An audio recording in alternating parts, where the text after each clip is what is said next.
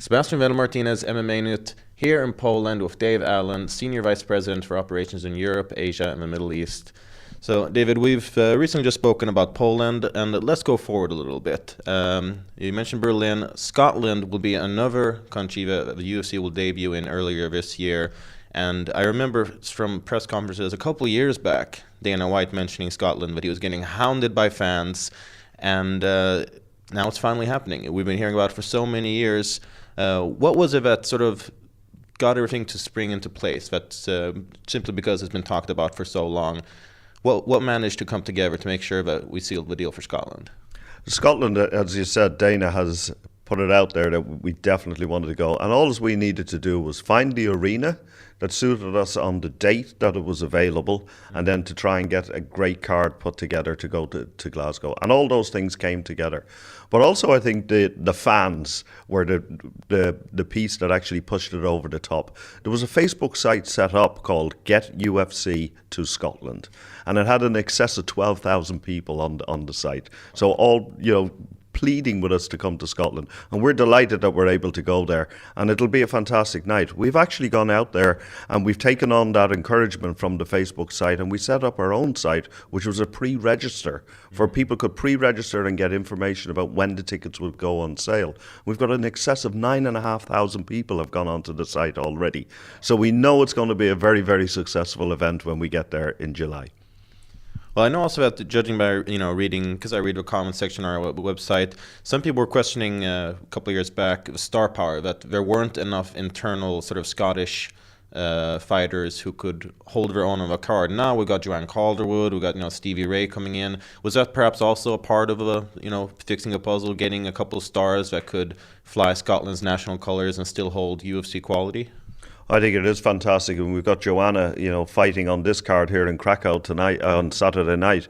And Joanna is a star that's come out of the tough house, so she's been in the making for a long time, and people have been asking for her to get into the UFC.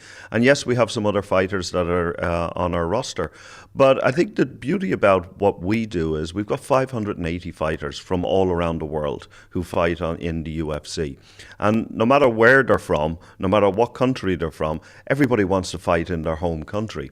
We've got 7 Polish fighters on the card here in Krakow. When we were in Sweden in October, we had 6 fighters from Sweden on the card, and it adds to the atmosphere, and it's great if we can achieve that. But we're a global sport. If we use Krakow as the example, we've got 31 countries that people have bought tickets from to come to Krakow this weekend. So no matter whether they're local or they come from far afield, everybody just wants to come and see the UFC as an event. So we are a global sport. We're on global timelines as well. People watch the fights early in the morning, they watch the fights in the middle of the night, they watch the fights when it's live on TV. So we're a global sport that has a broad reach everywhere. Now, one country that keeps coming up, press conference, Russia. It's another country where we know there's a huge market, there's a huge demand for it, but it seems like Russia's had a couple internal problems as well that might deter from it. But what's the story in Russia so far in terms of planning? We would love to go to Russia. It is one of the biggest MMA communities in the world, and we know the opportunity that is there for us. We've just entered into a broadcast arrangement in Russia. The fight night in Stockholm was on Russia 2, which is the state broadcaster, a free-to-air, and our night was broadcast to 55 million people that night. And we'll continue working with the broadcast partner there, and that's great for growing the sport. But the logistics come into play when we want to try and get into the marketplace. So we would love to go to Moscow, and we'd love to go to St. Petersburg. They're the 2 places that we've targeted and that we want to go to. Now we get into a Glasgow situation. Now we have to start working, well, when is the arena available? And are the arenas available on the dates that are available for us within our calendar, because we're traveling all around the world. Last year we put on 48 different events all around the world. So that's basically one every single weekend. And you've seen the Time Is Now press conference a while back, and we've issued all the dates of when we're going to be out in the marketplace, and we're filling those dates with venues. So it's not always very simple to match up our dates with the venue date. and that's one of the complications that we're going through. So I would say to you that, it's not going to be 2015 that we probably get into Russia. We'd love to get there in 2016. But another country that's high on our priority list is France. We would love nothing better than to be able to stand under the Eiffel Tower with two of our greatest fighters ever and say, we're coming to Paris in 2016. And that for us will be a success as well. For those watchers who perhaps don't know, MMA is still technically not legal in France. There are a lot of groups, especially French mixed martial artists as well, trying to campaign to legalize it. And some French fighters have said there is a little bit of corruption involved with. But how frustrating is it? One of the most populous countries in Europe, a huge market, and the laws there are just not really allowing the UFC to operate as we would all want to. You've hit on the word. It's not that we're not legal. There's no legislation in place. What's in place is we're not allowed. And it comes from a directive from the European Union around martial arts, not the UFC. It's got nothing to do with the UFC. It's about martial arts. So we believe, and I believe, in freedom of choice.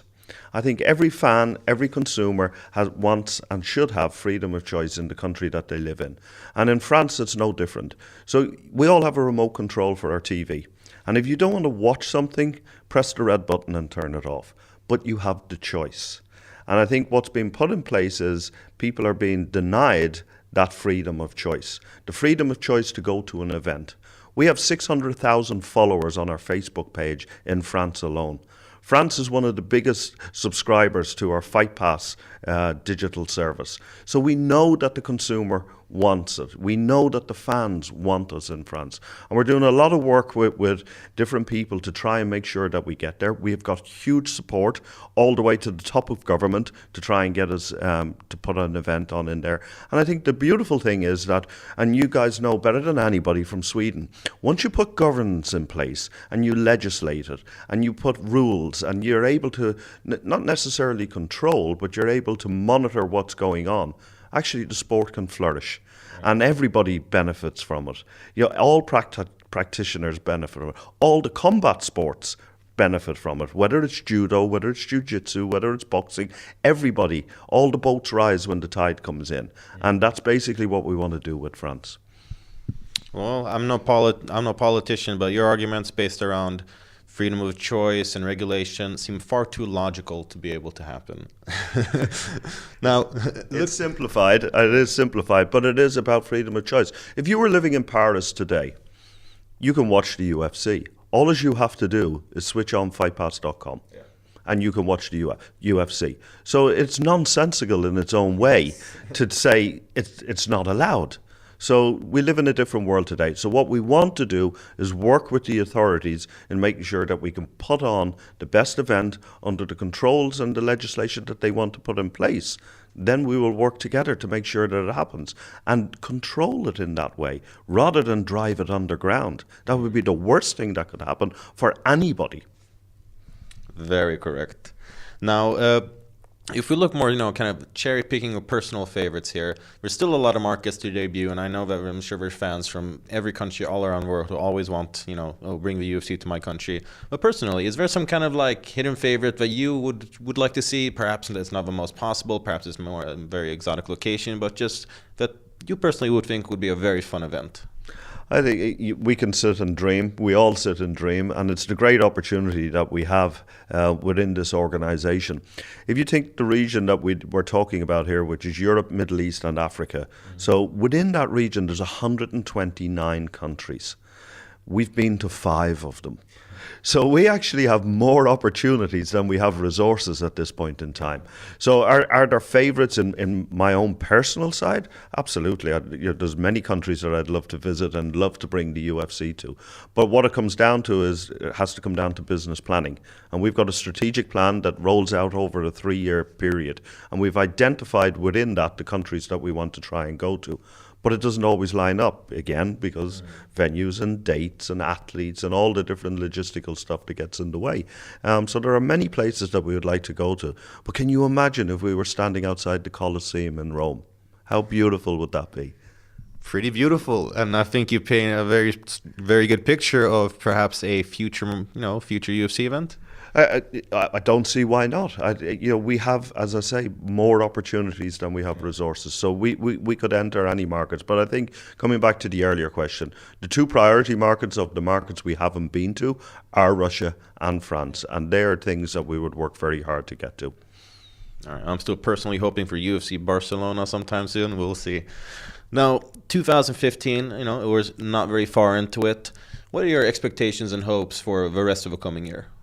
I think we've got a couple of things in the pipeline. I'm looking forward to us re-entering into Berlin. We hope to be able to announce our first TV partnership in over 6 years in the Berlin, in the German market. That's something we've been working behind the scenes, and we've been having, our issues with legislation as well down in Germany that are now out of the way and such. So that's going to be a big achievement for the organisation to enter back into Berlin and to be on television and allow all our fans to see what we're doing. But there are a couple of other things that we're doing right across the market. We hope to open our first UFC gym in Europe, in London, at the back end of this year. So that's going to be another landmark in its own way. And also, we're working very, very hard on starting a TUF. We want to run it. We've talked about this many, many times. We're dotting the I's and crossing the T's, and hopefully by the end of this year, we will be in production for a European TUF. Okay, that's definitely something a lot of European fans, especially the Swedish ones who post comments on our site, have been begging for.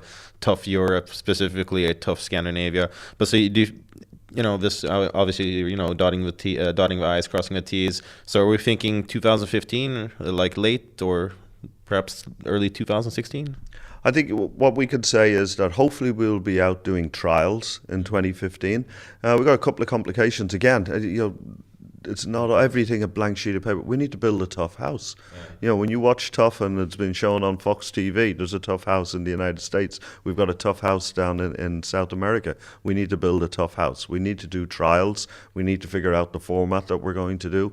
And we're working with our broadcast partner and bringing all that together. So a lot of work that's going on behind the scenes. And the team are doing a fantastic job in getting us there. But let's dot the I's and cross the T's. Yeah, of course, otherwise we won't be able to read anything, so that's very sensible.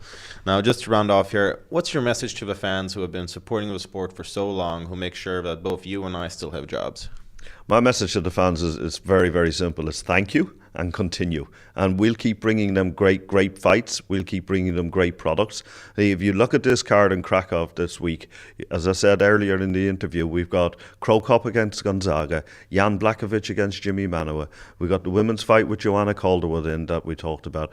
7 Polish fighters on the card. We've actually got 10 fighters making their debut in the UFC. So what a great night it's going to be. So a big thank you to all the fans who continue to support us, and just continue doing what you're doing and spread the word.